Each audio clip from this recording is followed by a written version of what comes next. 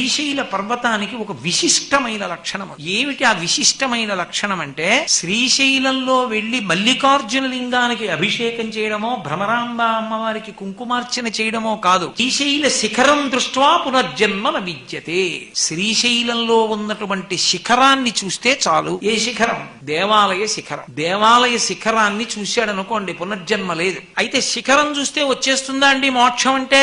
వస్తుంది. ఒకప్పుడు పార్వతీదేవి ఈ ప్రశ్న పరమశివుణ్ణి అడిగింది. అంటే పార్వతీదేవికి తెలియదా అండి అని అనుకోకండి. మనకి చెప్పడానికి ఆది దంపతులు అలా ఆడుతూ ఉంటారు నాటకం. అయ్యా, ఇంతమంది వచ్చి చూస్తున్నారు కదా, శిఖరం కనపడిన వాళ్ళందరికీ మోక్షం వస్తుందా అని అడిగింది పార్వతీదేవి. ఆయన అన్నాడు, వస్తుంది. ఎవరికి వస్తుందని అడిగింది. ఎవరికి వస్తుందో చూపిస్తాను రా అన్నాడు. విభూతి కుండం ఉంది కదా కింద, అందులో పరమశివుడు వృద్ధ బ్రాహ్మణ రూపంలో దిగబడిపోయాడు. చెయ్యొక్కటి బయట పెట్టాడు, పెద్ద అరుపులు అరుస్తున్నాడు. అయ్యో, నన్ను ఎవరైనా పైకి లాగండి, పైకి లాగండి, పైకి లాగండి అని. పార్వతీదేవి వృద్ధ బ్రాహ్మణి రూపంలో ఏడుస్తోంది. అయ్యో, నా భర్త ఊబిలో దిగిపోతున్నాడు, ఎవరైనా వచ్చి తీయండి అని. పరుగు పరుగున వచ్చారు కొంతమంది, మేము లాగుతామని. అయ్యో, నా భర్తని లాగేటప్పుడు కించిత్ పాపం లేకపోతేనే లాగాలి. అయ్యో, మేము చేసినవి చాలా ఉన్నాయమ్మా అని వెళ్ళిపోయారు. ఒక వేశ్య, ఆమె జీవితం అంతా పడుపు వృత్తితో గడిపింది. ఆవిడ వచ్చింది. వచ్చి, అమ్మా నేను లాగుతాను, నువ్వే పాపం చేయలేదా అంది. చేయకేమ్మా, నేను వేశ్యా వృత్తిలో ఉన్నాను, ఎన్ని పాపాలు చేశానో, శ్రీశైల శిఖరం చూశాను కాబట్టి నాకు మోక్షానికి అర్హురాలను. అంటే నాకు పాపం లేదు, పుణ్యం లేదమ్మా.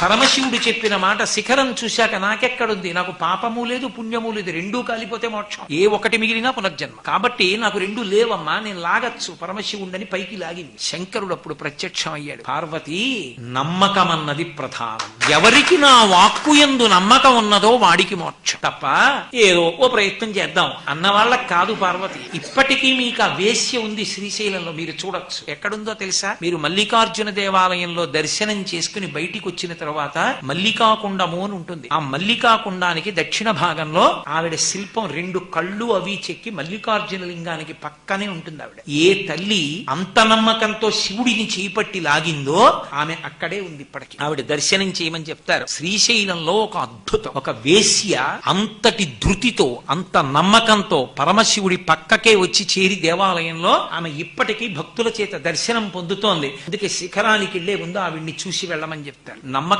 నేర్చుకో. ఆవిడ పక్కకి చేరింది, నువ్వు చేరగలవు నమ్మగలిగితే శ్రీశైలం.